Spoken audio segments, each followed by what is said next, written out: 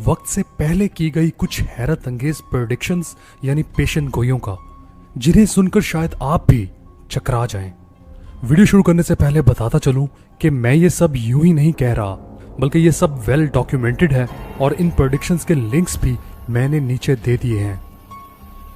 अप्रैल 10, 1912 बर्तानिया का एक जदीद और दुनिया का सबसे बड़ा पैसेंजर लाइनर बहरी जहाज इंग्लैंड के शहर साउथहैम्पटन से न्यूयॉर्क की जानिब रवाना होता है।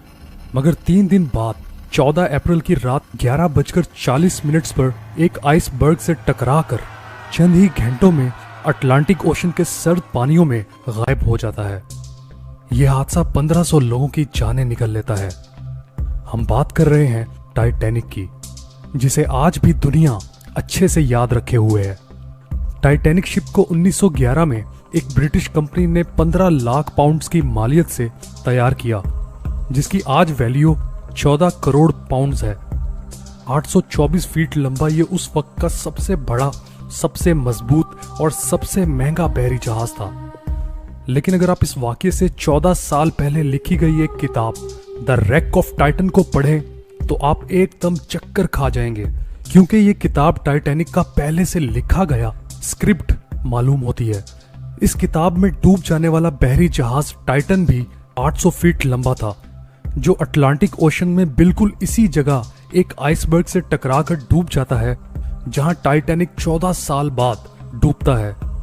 हैरत अंगेज तौर पर किताब में बताए जाने वाले पैसेंजर्स की तादाद, जहाज के आइसबर्ग से टकराने की स्पीड और शिप में मौजूद पैसेंजर्स की तादाद, ये सब टाइटैनिक वाले वाकये से मुमासलत रखते हैं।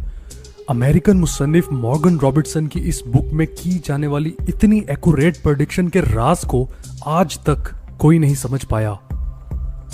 13 सितंबर 1959 रूस दुनिया का पहला इंसान बरदार रॉकेट मून की तरफ भेजता है, जो आउट ऑफ कंट्रोल होकर मून पर क्रैश हो जाता है।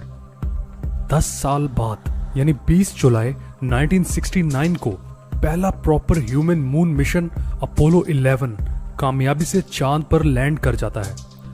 अपोलो 11 में 3 एस्ट्रोनॉट्स यानी Michael Collins, Edwin Aldrin junior और नील आर्मस्ट्रॉन्ग शामिल थे। ये इंसानों की खला में पहली छलांग थी। मून पर लैंड करते ही नील आर्मस्ट्रॉन्ग वो पहला इंसान था जिसने मून पर वॉक की। फिर 17 मिनट्स बाद एल्ड्रिन भी इसके साथ चल दिया। इन दोनों ने 2.25 घंटे तक मून पर वॉक की और साइंटिफिक रिसर्च के लिए 2.5 किलो वजन के बराबर चांद की मिट्टी भी कलेक्ट की, और बिलाखिर यह मिशन कामयाबी से पैसिफिक ओशन में लैंड कर गया। मगर इस मिशन की भी एक्यूरेट पेशन गोई 104 साल पहले एक फ्रेंच नॉवेलिस्ट ज्यूल्स वर्ने अपने एक नॉवल में कर चुका था। 1865 में लिखा गया novel from earth to the moon में साफ लिखा गया था कि अमेरिका 3 लोगों का एक खलाई मिशन चांद पर भेजेगा, और जब इंसान चांद पर पहुंचेगा तो वो वेटलेस हो जाएगा, यानी इंसान हवा में तैरने लगेगा। इस मिशन से 104 साल पहले लिखे गए इस नॉवल में इस स्पेस रॉकेट के उतरने की जगह यानी पैसिफिक ओशन का जिक्र तक मौजूद था। इनफैक्ट जमीन पर लैंड होते ही नील आर्मस्ट्रॉन्ग ने अपने पहले इंटरव्यू में यही बुक उठा रखी थी, और इसने खुद इस बुक की सभी प्रेडिक्शंस को कंफर्म किया था। ज्यूल्स वर्ने 1 सदी पहले यह सब कैसे जानता था? कोई नहीं जानता। निकोला टेस्ला को तारीख का एक रेवोल्यूशनरी इन्वेंटर यानी मौजिद माना जाता है, जो 1856 से 1943 तक जिंदा रहा। इसके बारे में मशहूर है कि यह अपने वक्त से 150 साल आगे था। निकोला टेस्ला की मशहूर इन्वेंशंस में AC current, electrical motor, world wireless system और टेस्ला टर्बाइन शामिल है। निकोला 1926 में एक इंटरव्यू दे रहा था, जब इसने साफ अल्फाज में बताया कि आने वाले वक्त में जब वायरलेस टेक्नोलॉजी परफेक्ट हो जाएगी तो दुनिया भर में बैठे लोग आपस में कनेक्ट हो जाएंगे, और वायरलेस पार्टिकल्स के जरिए हजारों मील दूर बैठे लोग ना सिर्फ एक दूसरे को लाइव देख सकेंगे बल्कि एक दूसरे से बात भी कर सकेंगे।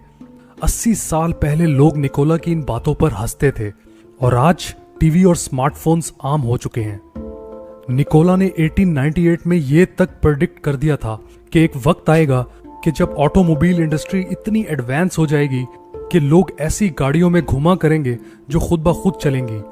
और आज एलॉन मस्क की कंपनी टेस्ला की बनाई गई जदीद, सस्ती और बिजली से चलने वाली कार्स मार्केट में आ चुकी हैं, जिनमें ऑटो पायलट जैसे एडवांस फीचर्स मौजूद हैं। यानी अगर इंसान दौरान सफर सो भी जाए तो एक्सीडेंट नहीं होता, और गाड़ी में चारों तरफ लगे हुए सेंसर्स की मदद से कार खुद ब खुद चलती रहती है। फ्रेंड्स, वीडियो को यहीं खत्म करते हैं। अगर आप वीडियो के बारे में कुछ कहना चाहते हैं तो नीचे कमेंट सेक्शन में जरूर कहें। मैं आपसे अगली वीडियो में मिलूंगा, तब तक अपना ख्याल रखें। अल्लाह हाफिज।